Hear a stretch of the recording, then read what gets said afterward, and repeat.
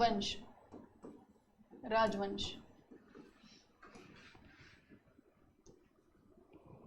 ऐसे बनाइए।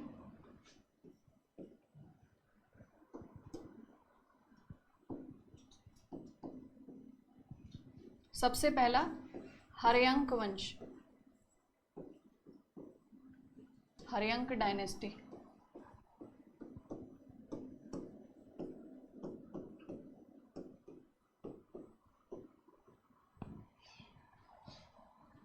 उसके बाद शिशुनाग,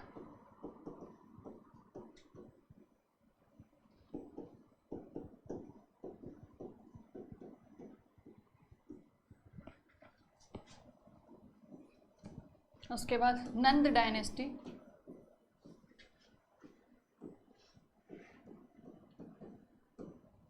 नंद वंश,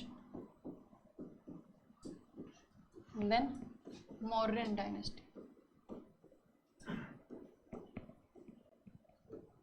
मौर्य वंश।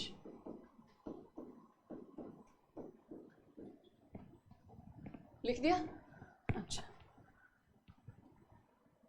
हर्यंक डायनेस्टी के फाउंडर थे, लिखो फाउंडेड बाय बिंबिसार, संस्थापक बिंबिसार।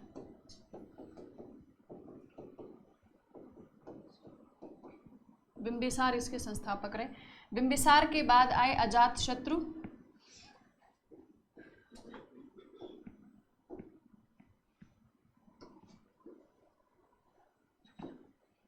अजातशत्रु लिख लीजिए।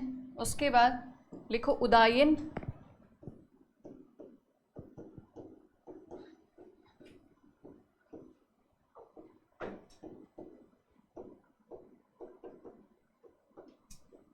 उदायन। उसके बाद शिशुनाग में लिखिए शिशुनाग, राजा का नाम था, ठीक है, इन्हीं के नाम पर ये वंश का नाम पड़ा, शिशुनाग। इसमें हम मेनली सिर्फ इनको पढ़ेंगे। उसके बाद लिखो महापद्मनंद, नंद वंश में महापद्मनंद,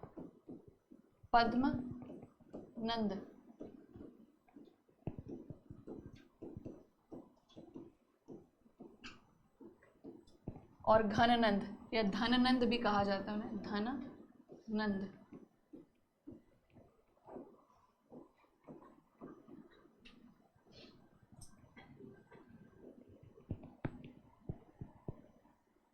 मौर्य वंश में लिखिए सबसे पहले चंद्रगुप्त मौर्य,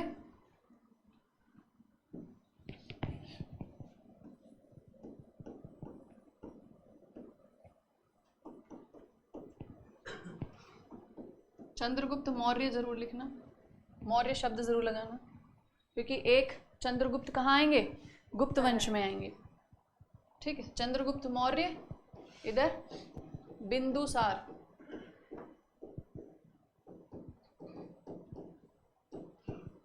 अशोक,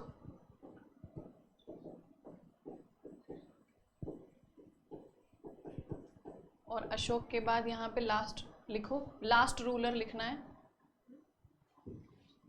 बृहद्रथ, बृहद्रथ।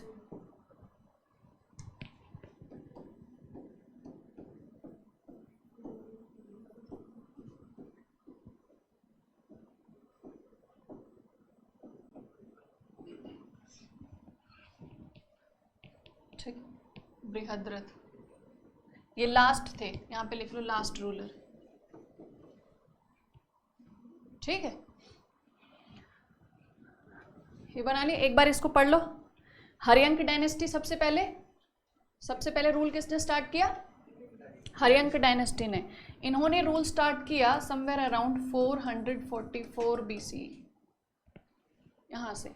और ये समझ लो कि जो मौर्यन एम्पायर का जो टाइम है, जो मौर्यन डायनेस्टी थी, ठीक है, ये लगभग 222 या 221 कुछ जगहों पर, सॉरी 300, ठीक है 321 ईस्वी पूर्व मिलेगा आपको। ये 322 का भी रेफरेंस मिलता है, ठीक है, 1 साल का जो है ना डिफरेंस, ये हर जगह मिलेगा आपको। 322, 321 फॉर चंद्रगुप्त मौर्य। उसके बाद जब हम बात करते हैं बिंदुसार की, तो बिंदुसार के लिए 298 या 297 का टाइम आता है। अशोका के लिए 73 या 272 का टाइम आता है, सॉरी 268 के आसपास का टाइम। देखो अभी लिख देती हूँ, कई बार ना बोलने और उसमें मैं बड़ा आ जाता है, लिख लेते हैं इसको। सिर्फ चंद्रगुप्त, ये जो मौर्य डायनेस्टी है ना, इसका लिखना है, बाकी नहीं, ज़रूरी नहीं है इतना टाइमलाइन। लिख लीजिए इसको 297 तक। इसके लिए एक टाइमलाइन ये भी मानी जाती है, 298 में, जब 298 में इन्होंने मगध छोड़ के श्रवण बेलगोला के लिए चले गए थे, ये वो वाला टाइम इनके लिए माना जाता है।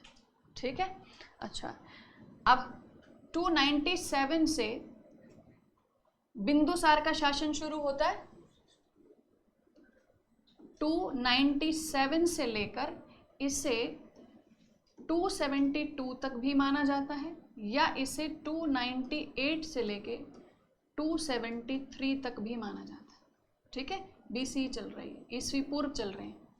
ठीक है, अब अशोक का जो शासन है वो यहाँ पे 273 है ना, तो इसके अकॉर्डिंग 4 साल कम कर लो, कितना हो गया 269 से लेकर ये स्टार्ट होता है, या 272 रख लो, तो ये कहाँ से शुरू होता है 268 BC से। क्यों ऐसा 4 साल का गैप, क्यों यहाँ से यहाँ तक 4 इयर्स गैप? ये 4 साल उन्होंने लगाए शासन को पाने में, क्योंकि ये उत्तराधिकारी नहीं थे। अशोक जो थे वो उत्तराधिकारी नहीं थे। ठीक है, उत्तराधिकार का अधिकार किसी और का था, ज्येष्ठ कोई और थे, लेकिन अशोक मानते थे कि ये जो पूरा इतना बड़ा साम्राज्य है, इस पे सबसे योग्य सर्वश्रेष्ठ योद्धा जो हो, सर्वश्रेष्ठ जो राजा बन सके, उसी का अधिकार है इतने बड़े साम्राज्य पर। तो अशोक ने अपने सैकड़ों ब्रदर्स, अपने हंड्रेड्स ऑफ ब्रदर्स की हत्या कर दी थी, मार दिया था उनको, जो उत्तराधिकारी थे उनको भी मार दिया। 4 साल ही उत्तराधिकार का युद्ध चला था। ठीक है, और 4 साल के उत्तराधिकार युद्ध के बाद 269 से उन्होंने शासन करना शुरू किया था। ठीक है, तो बाकी सब में आपको ये टाइमलाइन इतनी ज़्यादा इम्पोर्टेंट नहीं है, बस आप ये याद रखना बिगिनिंग कहाँ से है, तो 544 के आसपास से। ठीक है, और मौर्य साम्राज्य जब खत्म होगा तो ये मान के चलो ये 185 के आसपास माना जाता है।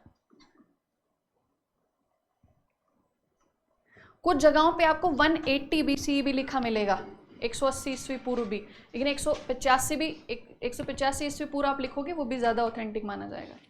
ठीक है, 185 BC में क्या हुआ था, बृहद्रथ जो थे इनके सेनापति पुष्यमित्र शुंग, उन्होंने अपने ही राजा को मार दिया था, और पुष्यमित्र शुंग ने राजा को मार के खुद सिंहासन ले लिया था, इसलिए शुंग वंश की स्थापना की थी। फिर उन्होंने शुंग डायनेस्टी आई थी।